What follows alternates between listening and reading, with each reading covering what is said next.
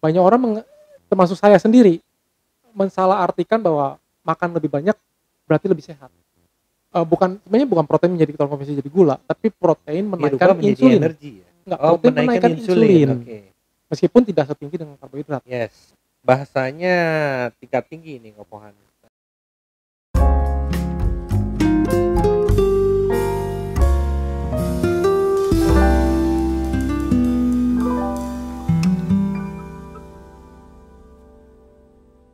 Apakah orang yang menggunakan hormon sintetik atau kita katakan testosteron tadi bisa juga menerapkan ketogenic diet?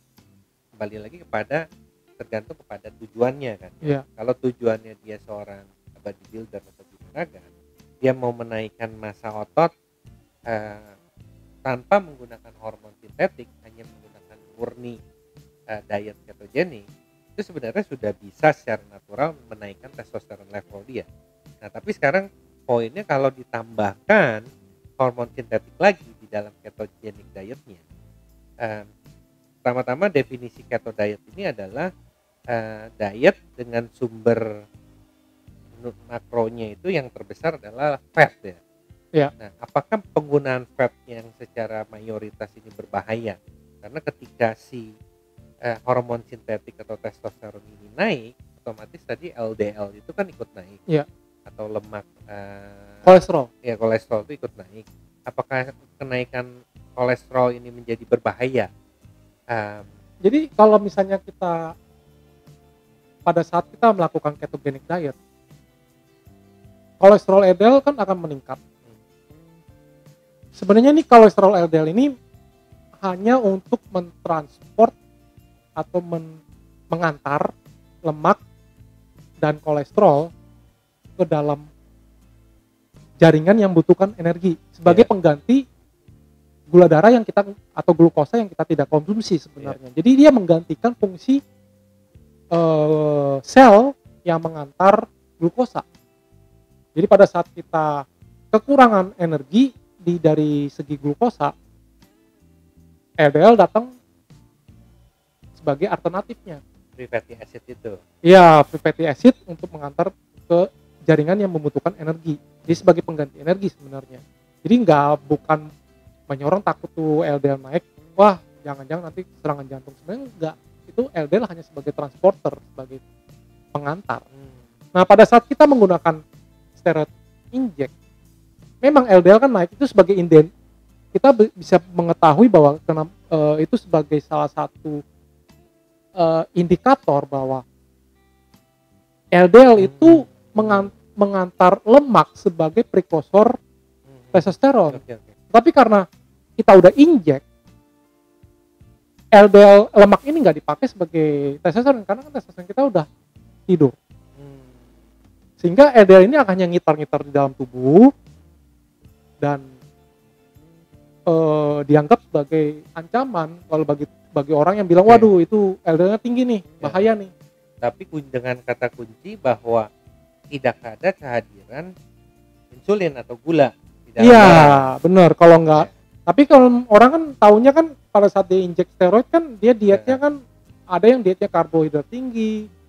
Jadi sehingga LDL yang ngitar-ngitar di dalam darah juga sebenarnya cukup berbahaya untuk terjadi degradasi kan, penempelan terhadap gula darah yang kita konsumsi. Nah, ini menarik nih guys, teman-teman. Jadi yang saya dan Ko Johanfu bahas itu bahwa apakah yang pertama tadi ada penjelasan mengenai hormon natural testosteron yang dihasilkan tubuh, ini terutama di kalangan para binaraga atau kalangan para bodybuilder ya, penggunaan eksternal atau hormon sintetik ini untuk pembentukan otot seperti apa. Dan sebenarnya tadi kalau saya perhatikan berarti kata kuncinya ketika keto diet ini diaplikasikan sebenarnya tidak masalah dengan adanya tambahan hormon maupun tidak ada tambahan hormon. Malah justru lebih aman. Malah justru lebih aman. Dan dengan tanpa adanya hormon sintetik atau steroid. Bukan, maksudnya gini, dengan penggunaan, anggap aja ini penggunaan injek steroid, tetapi diaplikasikan kepada ketogenic diet, itu lebih aman dibandingkan Kalau dengan diet biasa, iya, dengan adanya kehadiran karbohidrat atau gula. benar, Jadi sebenarnya keto diet ini match atau pro dengan sinergis oh sebenarnya. sinergi. Oke. Jadi dia Ya, menghilangkan dampak gula. negatif gula Oke. terhadap LDL yang kenaikan lonjakan LDL Nah, tadi. oke. Kalau begitu saya punya pertanyaan selanjutnya. Komposisi dari keto diet itu, kalau menurut si Dokter Bek ya, Hmm, itu konsumsi fat itu antara 75 sampai 85% ya. makronutrisi sumbernya dari fat. Hmm, Nah, kemudian 10 sampai 20% mungkin iya, itu protein. ya, Sisanya di bawah 5% itu karbohidrat iya, atau almost zero lah kita katakan. iya, Makanya dia menyarankan menggunakan fiber carbs atau sayur iya, untuk sumber karbohidratnya. iya, benar. Nah, protein ini kan tetap konversi menjadi gula atau gluconeogenesis kan. Si si Eh, si protein ini yang tadi ya, jumlahnya eh, 10 walaupun sampai jumlahnya kecil ya 15%, 10 sampai 15%. Hmm, Nah, apakah ini eh, berbahaya? Apakah kita harus, karena gini, ada juga kan keto tidak pure atau murni fatnya tinggi. Ada juga misalkan kayak teman kita atau Chef Hendrik, dia ketonya itu customize ya kan. Kalau dikatakan mungkin proteinnya sedikit lebih tinggi, bukan 10 sampai 15, tapi di angka 20 sampai mungkin 30%. ya, Karena untuk kebutuhan pembentukan otot asam aminonya. ya, Nah, tapi kita juga tahu bahwa sifat daripada protein ini akan dikonversi menjadi gula juga pada akhirnya.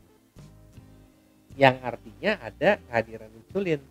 Nah, kalau diasosiasikan dengan tadi adanya asupan hormon sintetik tadi atau steroid, apakah berbahaya dalam case bukan keto yang benar berarti ini? Maksudnya bukan keto yang nggak benar juga, customize keto kita bisa. Jadi gluconeogenesis itu terjadi pada saat tubuh lagi ada insulin kan, Ada insulin. ya kan? Dan gluconeogenesis baru terjadi kan, sumber utama gluconeogenesis ada 4 ya. 1 pirufat, 2 laktat, ketiga alanin, dan keempat baru gliserol. Nah, pirufat dan laktat, pirufat itu dari karbohidrat yang dikonversi tanpa aktivitas intensitas tinggi. Jadi orang yang jogging, orang yang jalan kaki atau orang aktivitas ringan, itu semua pirufat menjadi energi. Nah, pirufat ini bisa diubah jadi lemak. Jadi harus tergantung dari kapan kehadirannya, berapa Ya. lama dan berapa tinggi. Laktat dari orang yang aktivitas intensitas tinggi ya, kayak latihan beban lah atau HIIT. Kemudian gliserol dari pemecahan lemak, terjadinya lipolisis. Kemudian alanin baru dari protein. Protein bisa dari makanan, bisa dari otot. Jadi kalau kita mengkhawatirkan protein dari makanan menjadi energi dibandingin bukan menjadi gula, maksudnya jadi energi dibandingin di sintesa, lebih bagus dong daripada otot kita yang dikorbankan. Itu pertama.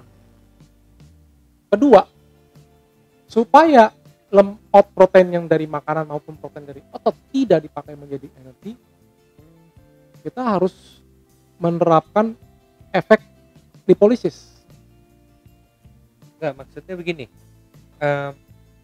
si keto ini efektif karena terjadi ketosis kan. Ketosis ini berarti free fatty acid tadi. Iya.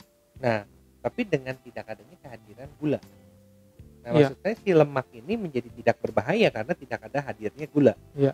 Nah, tapi kalau sekarang si lemak ini dengan hadirnya protein yang terkonversi menjadi gula, Sebenarnya bukan protein menjadi terkonversi jadi gula, tapi protein dirubah menaikkan menjadi insulin. energi ya. Enggak, Oh, protein menaikkan insulin. Oke.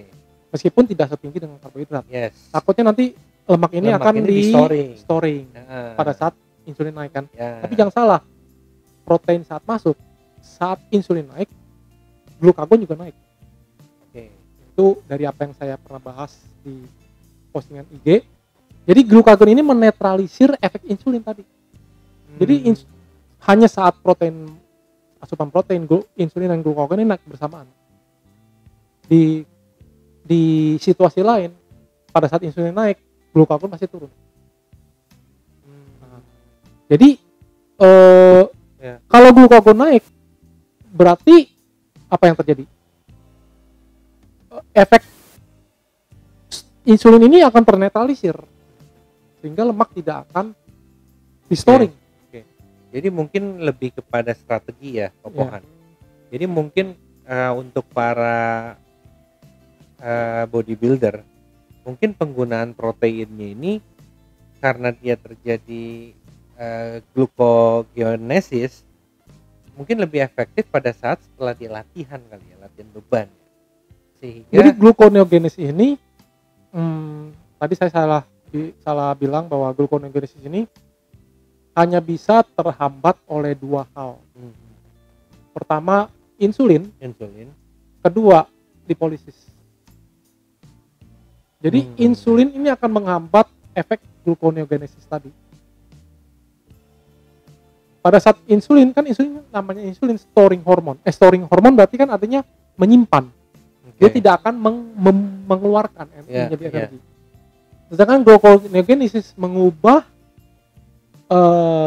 sesuatu yang menjadi gula kan? Non gula menjadi gula. Ya, sehingga kan? Apapun memicu itu. Insulin.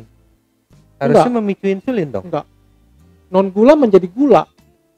Non gula menjadi gula. Ya. Itu akan dipakai sebagai energi. Tidak memancing insulin untuk hadir. Tidak. Karena protein tadi dikonversi menjadi gula. Iya. Artinya dipakai jadi energi. Karena Jadi tubuh lagi kekurangan energi. Gluconeogenesis terjadi pada saat tubuh kekurangan gula darah. Kekurangan glikogen. Baik glikogen di liver ataupun glikogen terutama sih di liver, terutama daripada glikogen di otot. Jadi glikogen yang kurang, tubuh memicu terjadi gluconeogenesis. Gluconeogenesis ini akan memicu glikolisis. Glikolisis mengubah karbohidrat atau glukosa tadi menjadi pirufat, menjadi asam laktat tadi. Nah, pada saat pirufat dan asam laktat sudah habis, dia mengambil alanin dari asam amino, semua asam amino menjadi energi. Nah, inilah yang efek yang orang banyak takut penyusutan otot. Makanya lumayan kompleks ya. Iya. Oke. Itu dari pemahaman yang aku tangkap waktu saya posting di IG.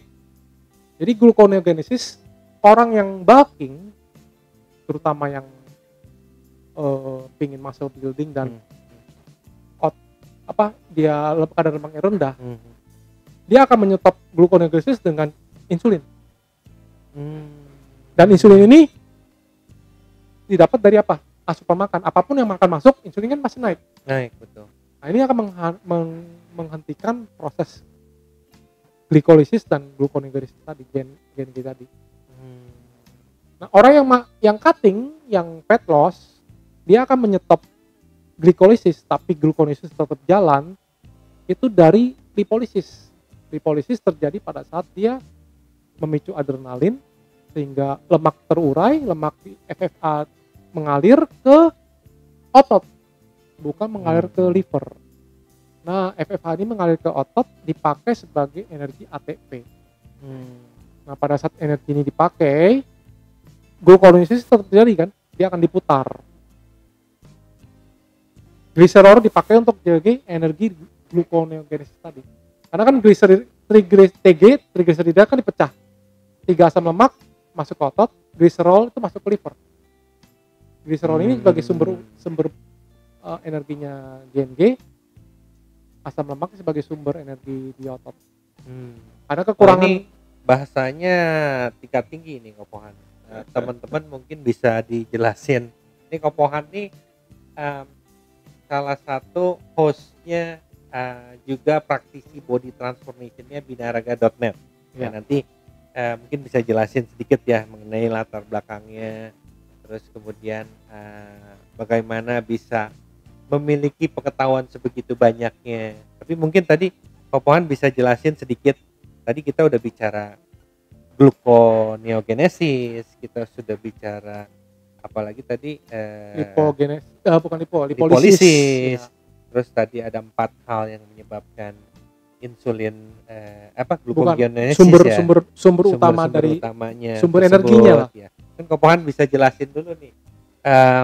Kamera ke Popohanin cerita dong sedikit Popohan tadi latar belakangnya yang tadi kita sharing dari kecil. Nah, itu pernah sakit-sakitan, Ya. terus kemudian sampai menjalankan diet yang salah sampai akhirnya masuk ke keto diet, Ya. ya kan? Mungkin bisa di-sharing juga keto diet itu apa sih dan siapa saja yang bisa menjalankan keto diet.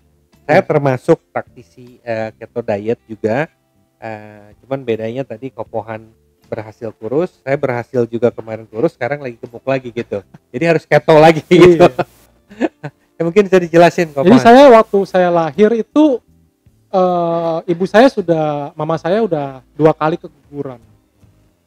Saya hampir jadi korban ketiga sebenarnya, karena di dalam rahim mama itu udah selama 48 jam tanpa adanya kontraksi sama sekali. Jadi sudah disuntik untuk pemicu kontraksi sampai 4 kali. Baru terjadi, akhirnya baru hari kedua itu baru terjadi namanya kontraksi dan bisa lahir dengan selamat. Hampir tidak ada Popohan Fu berarti. Iya, benar. Nah itu setelah itu ya adik-adik saya lahir dengan aman malah justru karena itu.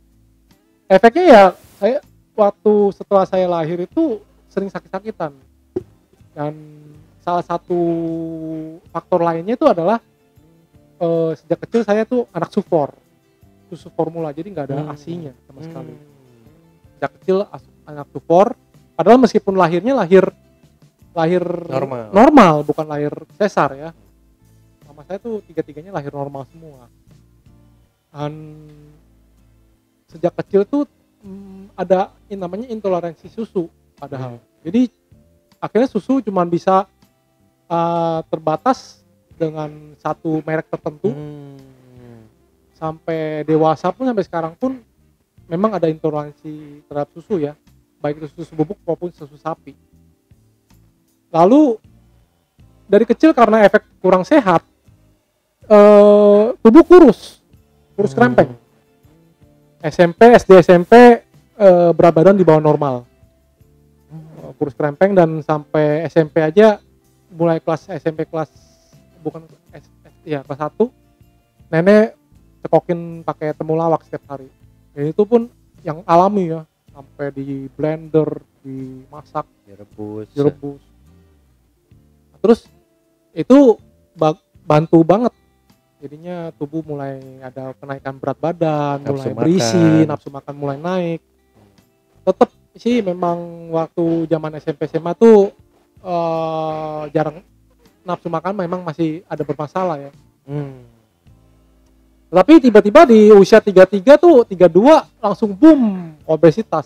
Gemuk langsung. Ya, tapi memang sih dibandingin adik-adik saya yang dari awal udah gemuk, akhirnya setelah usia 30 mereka berat 100 kilo, yang adik cowok 100 kilo lebih, adik cewek bisa sampai 70-80 kilo, papa mama sampai juga di atas udah obesitas, dan sampai kena diabetes juga.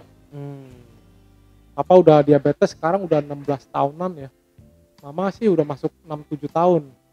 Nah itu, jadi saya berpikir waktu saya mulai obesitas, mulai gemuk, meskipun berat badan cuma 79-80 kilo, saya lihat foto saya, wah saya gemuk banget. Jadi saya takut kena seperti mereka, kena diabetes gitu. Jadi ada ketakutan ya, ada ketakutan. Takut gemuk, takut nggak sehat. Iya, mulailah cari-cari masalah informasi diet. Yang sama sekali saya nggak ada latar belakang soal nutrisi, sama sekali nggak ada latar belakang tentang fitness, nol mulai itu dari tahun nol. Berapa tuh? Tahun 2009 mulainya. Oke, berarti 11 tahun yang lalu ya. Iya, 2009. Itu awal 6 bulan pertama tuh masih namanya malas-malasan. Waduh, diet harus kurangin makanan-makanan yang enak. Padahal saya tuh favoritnya tuh makan mie. Jadi mikir tuh makanan, waduh makanan ini nggak boleh, makanan itu nggak boleh. 6 bulan tuh mikirin brainwash. Ya, jadi orang berpikir diet itu nggak boleh makan. Ya, nggak boleh makan. Nggak bisa makan. Nggak bisa makan enak. Ya. Nah, ini yang mesti dijelasin nih. Ya, akhirnya saya mulai ngunjungin tempat fitness. Situ kebetulan ada satu fitness trainer yang udah senior banget, juga mantan ini ya, bodybuilder juga dia. Tapi udah usia 50-60 tahun. Nah, jadi dia kasih tahu sedikit soal seputar nutrisi, secara garis besar ya, fitness, latihan-latihannya. Udah akhirnya saya tertarik join kan. Dan di dunia fitness yang saya lihat, mereka tuh dietnya ya saya ikut apa yang dikatakan bahwa wah harus makan roti gandum, harus nasi merah, ubi kemudian makannya dada ayam, ya kan? Dada ayam rebus tawar. Rebus tawar.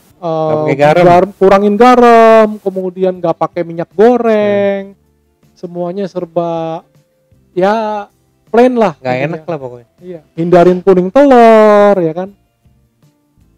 Ya berhasil sih. Saya turun dari 79 dengan kadar lemak sekitar 32%. Oke. Karena buncit ya, super buncit, sampai kadar lemak 13,5%. Wah, oke. Banyak ya. Dalam waktu 16 bulan. Jadi sampai tahun 2012 awal. Saya mulai 2010 Agustus. Oke. Kedua tahun ya. 2012 April 13,5% tuh. 13,5%. Tapi perut masih ada sih six pack samar-samar. Yeah. Ada teman yang bilang, waduh kamu perutnya kok agak buncit ya, kayaknya lemak visceralnya tinggi tuh. Waktu itu saya nggak ngerti lemak visceral itu apa. Lemak dalam. Iya. Jadi pas bulan Mei, April, Mei, Juni itu saya mulai ambil sertifikasi personal trainer dari Rai Institute kan. Waktu itu jujur aja waktu itu saya juga perokok. Ngerokoknya hebat, 2,5 bungkus sehari. Waduh. Marlboro lagi. Waduh. Yang isinya 20 ya. Iya. Nah, Marlboro tuh. Dari awal mulai dari gudang garam, nah, terus jadi merokok selama 6 tahun tuh. Ada merokok selama 6 tahun. Saya mulai stop rokok tahun yang sama di 2012 bulan Agustus. 13 Agustus saya ingat tanggal. Berapa tahun? Setelah udah merokok 6 tahun dari tahun 2007 ya. 2006 ya, 2006. 2012 stop. Udah stop, wah langsung nafsu makan naik bener. Itu udah bener-bener craving habis. Nah, itu setelah kenal diet berarti. Sudah kenal diet, sudah menjalankan pola diet yang balance diet tadi? Belum. Diet karbo tinggi. Masih diet karbo tinggi. Karena nafsu makan naik, udah mulai hantamnya lagi. Makannya hantamnya roti gandum. Oh, ini sebelum turun berat badan tadi? Sudah turun yang dari sudah turun sampai 13,5%. Saya baru berani stop rokok. Karena stop rokok, nafsu makan langsung melonjak naik. Okay. Sehari langsung makan habis roti gandum tuh 1 bungkus. 1 bungkus. 10 helai kan, tanpa selai sama sekali. Proteinnya? Protein tetap makan dari dada ayam. Tadi. Jadi roti gandum, karbohidratnya tanpa nasi ya, tanpa nasi. Nggak makan nasi sama jadi sekali. dari gandum aja. Roti gandum. Dengan ayam rebus tadi mungkin. Ayam rebus, makan sayur ada. Kemudian ada oatmeal juga, seduh oatmeal juga. Oh, jadi ceritanya kompleks karbohidrat lah. Iya, berpikirnya ke sana. Terus nasi merah juga nggak makan. Efektif tapi. Itu tadi 13,5%. Tapi karena berhenti rokok, ngelonjak naik kan? Ngelonjak naik nafsu makan, terus gemuk lagi. Bukan gemuk lagi, kena leaky gut leaky gut. di bulan September akhir. Jadi selama 2 bulan tuh makan roti gandum, efeknya kenanya ke leaky gut. Jadi bisa dijelasin ke pohon leaky gut tuh? Jadi leaky gut itu sebenarnya adanya permeabilitas di dinding usus. Bocor ya, usus bocor ya leaky Iya. gut tuh. Waktu itu saya diketawain tuh sama anak-anak fitness tuh. Usus bocor mah kamu mau nggak bakal hidup, dibilang katanya. Mereka nggak tahu bahwa yang bocornya itu secara mikroskopik sebenarnya. Jadi karena bocor secara mikroskopik, protein asam aminonya keluar. Protein dan karbohidrat ya sebenarnya. Tapi kan karena proteinnya keluar sama antibodi sel imun kita dianggap sebagai ancaman. Diserang terjadilah kembung, bloating. Kembung, kemudian terjadinya nggak nyaman perut, rasa gas terus. Gasnya parahnya itu orang kalau kembung kan biasa ya. Tapi ini kembung tuh udah habis kentut, nggak sampai 5 menit kembung lagi. Kentut lagi, nggak sampai 5 menit kembung lagi. Jadi keluarnya gasnya tuh dari atas sama bawah. Jadi sendawa sama dari bawah. Ya, reaksi tubuh lah itu ya, kayak peperangan di dalam tubuh tuh. Dan gas yang keluar dari mulut terasa seperti bau telur busuk. Rasa kayak telur busuk baunya. Kentutnya juga nggak nyaman karena membuat orang-orang yang sekitarnya kan iya pusing. lah Dan itu bukan cuma sekali 2 kali, terus selama akhirnya saya periksa ke dokter kasih antibiotik. Nah terus jadi setelah tahu leaky gut, setelah tahu punya masalah dengan konsumsi roti gandum, boleh dikatakan gluten lah ya. Nah itu bagaimana tuh? Riset lagi, baca lagi, cari tahu mengenai. Awalnya nggak tahu itu dari gluten. Awalnya juga nggak tahu itu roti gandum. Taunya tuh ada masalah pencernaan, sampai BAB berdarah, diare, kemudian bloating. Satu persatu tuh saya pakai diet eliminasi namanya. Saya baca-baca suruh research di internet. Dia bilang taunya tuh diet eliminasi. Satu hal dicoba dihilangin selama 2 minggu sampai 4 minggu. Kalau masih ganti lagi. Jadi terus-terusan gitu terus selama 3 tahun saya coba diet eliminasi, cari tahu. Akhirnya taunya setelah 3 tahun itu baru tahu dari gluten dan dari susu. Oh, penyebab leaky gut tadi. Padahal awal-awal tuh nyoba pakai berbagai pengobatan alternatif, baik itu dari kombucha, minum air kombucha, air kefir water, kefir susu, bahkan sampai coba semuanya. Memang sih membantu, tapi nggak sampai signifikan menyelesaikan masalahnya. Dan 3 tahun tuh saya BAB berdarah tuh, nggak sembuh-sembuh. Sampai tahun 2012 akhirnya sampai 2015. Akhirnya taunya bahkan sampai saya tes alergi gandum negatif hasilnya. Nggak ada alergi katanya. Nah, akhirnya saya coba, dari saya baca, waktu itu kan perkembangan internet udah mulai banyak yang bilang, saya mulai bacanya tuh buku Wheat Belly dari Dr. William Davis. Nah, dia ada ngomong soal leaky gut tadi. Saya coba stop. Akhirnya masuk ke ketogenic diet. Belum. Baru balance diet. Saya stop, berhasil. Akhirnya saya coba di balance diet. Oke. Nah, ini teman-teman kalau yang belum paham mengenai tadi Pohan sharing pengalamannya bagus sekali nih. Beliau sakit sampai BAB-nya berdarah.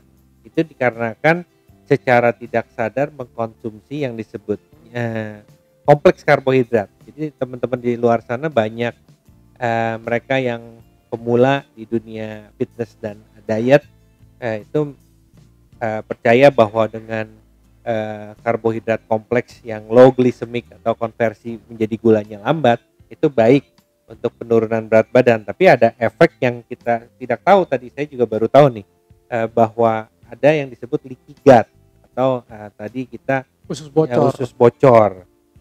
Rasanya seperti terbakar lambung terus. Itu terbakar tuh setelah terjadi leaky gut. Jadi terbakar itu namanya efek GERD. Jadi kita ada itu ya. heartburn naik ke atas, terasa sampai atas tuh kayak ada kayak ganjel ya. Ada yang ganjel. Terus tercekat, kemudian rasanya nggak enak di dada, kayaknya rasanya nggak enak kayak ditekan. Nah, terus kemudian melakukan balance diet. Jadi komposisi karbohidrat, protein dan awalnya fatnya sama. Sebelum balance diet udah coba paleo. Kurang berhasil.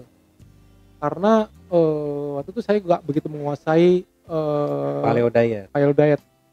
Terus kemudian baru di balance diet saya balik terapin lagi ke paleo diet, masukin ke dalam balance diet tadi. Paleo diet tuh apa Ko Johan? Bisa paleo diet itu lebih kepada nggak ada grain. Sama sekali nggak ada grain dan nggak ada tapi tetap konsumsi kayak daging masuk. Karbohidrat tetap masuk tapi no grain aja. Oke. No grain dalam arti bukan no grain semuanya ya, tapi no gluten. Kayak semacam gandum nggak ada ya. Ya. Nah, kurang berhasil pada saat saya terapin di balance diet, ditambah lagi no sugar.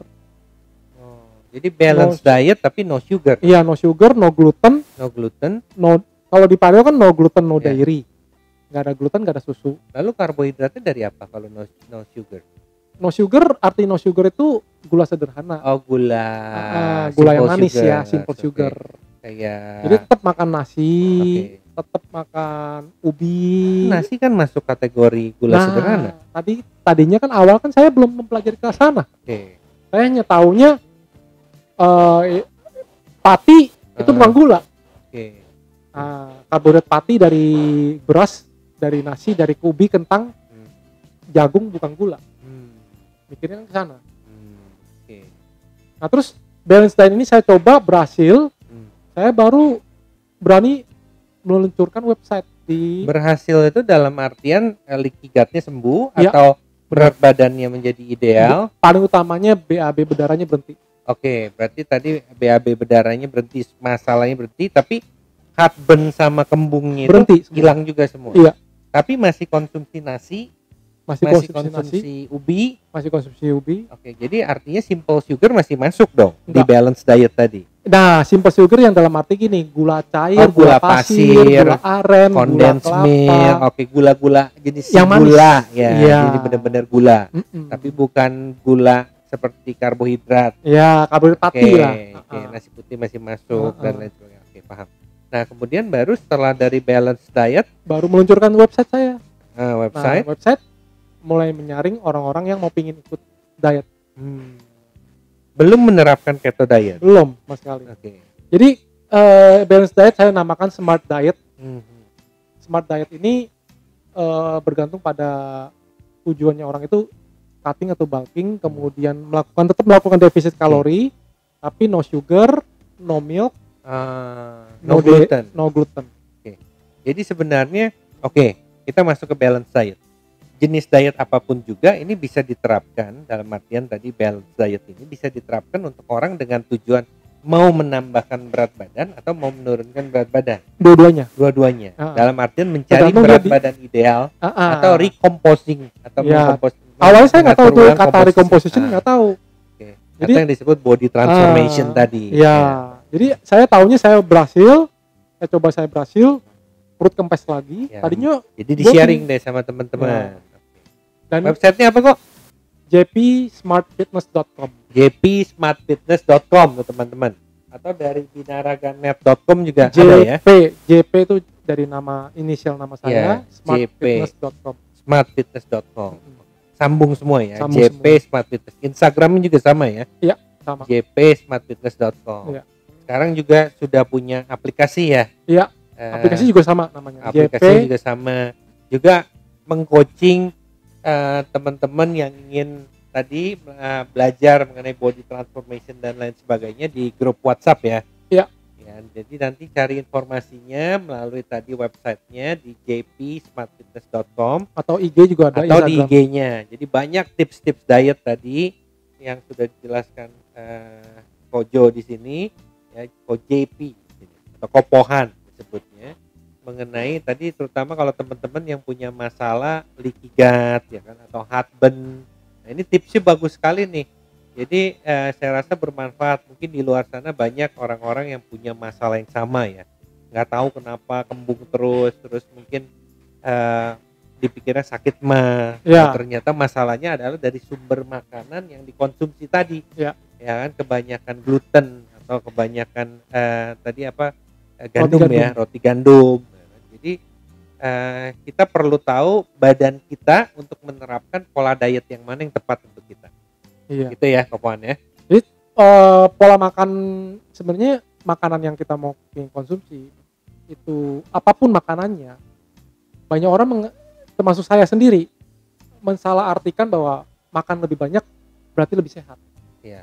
Jadi kalau kita misalnya kita makan roti gandum tuh katanya bilang sehat. Ya. Kalau lebih banyak lebih sehat katanya. Ya, karena mitos orang tua dulu makan banyak berarti sehat. Iya. Ternyata bukan sehat. seperti itu. Iya. Karena misalnya, kebutuhan makan sayur. Sayur makannya banyak. Mungkin bakal lebih sehat, tapi sayurnya cuma satu macam. Ya. Jadi intinya apapun itu kalau berlebihan nggak bagus lah. Benar. Dan itu termasuk di dunia fitness banyak yang mensalahpahami ya, termasuk di suplemen malah. Suplemen. Dibilang saya konsumsi whey bisa berotot. Kalau gitu saya makan 5 scoop sehari. Yeah. Mungkin ototnya bisa lebih cepat. Nah, itu yang salah dipahami. Salah kaprah. Ya. Nah, ini jadi teman-teman, karena waktu kita terbatas nih, sebenarnya banyak yang mau dibahas. Kita mau bahas keto diet, terus tadi kita mau bahas 4 hal yang menyebabkan gluconeogenesis. Terus tadi juga mau bahas suplementasi. Mungkin di sesi atau segmen berikutnya lagi ya, Kopoan ya. Sekarang udah jam 2 ya kan. Saya rasa kita close aja ya. Jadi teman-teman, kami berdua dari Binaraga Net sharing mengenai kesehatan, tips diet ya kan, edukasi, motivasi supaya semua bisa bermanfaat.